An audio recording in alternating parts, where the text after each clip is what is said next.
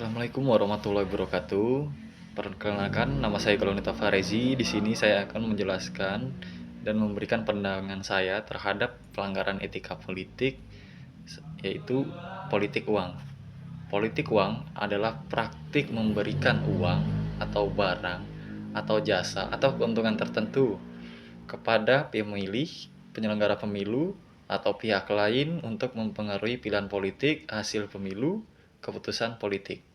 Dalam etika politik, politik uang dianggap sebagai pelanggaran karena mengabaikan prinsip kejujuran, keadilan, kebebasan memilih, dan persamaan hak warga negara. Pertanyaannya, mengapa politik uang melanggar etika politik? Jawabannya yang pertama yaitu merusak demokrasi. Pilihan pemilih tidak lagi didasarkan pada visi, program, atau kualitas kandidat, melainkan pada imbalan yang diterimanya. Yang kedua, menghilangkan kebebasan memilih. Pemilih dapat merasa terikat atau terdorong untuk memilih kandidat tertentu karena telah menerima uang atau hadiah. Ketiga, mendorong korupsi. Kandidat yang mengeluarkan biaya besar untuk membeli suara seringkali berupaya mengembalikan modal setelah terpilih melalui penyalahgunaan jabatan atau nepotisme yang telah terjadi.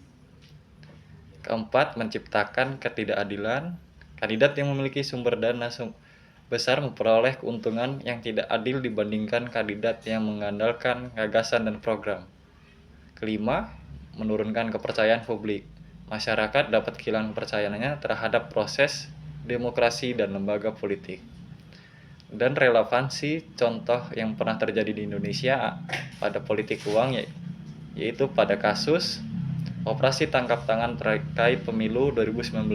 Pada pemilu 2019, Badan Pengawas Pemilu atau Bawaslu bersama aparat penegak hukum menemukan sejumlah dugaan politik uang di berbagai daerah.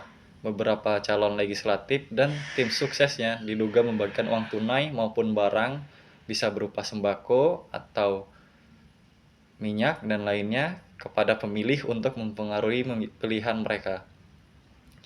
Yang kedua, ada kasus pilkada di berbagai daerah. Dalam sejumlah pilkada ditemukan praktik pembagian uang, kupon belanja, sembako, dan bantuan tertentu yang dikaitkan dengan dukungan kepada pasangan calon. Beberapa kasus berujung pada diskualifikasi calon atau proses hukum terhadap pelaku setelah diputus oleh Mahkamah Konstitusi atau pengadilan terkait.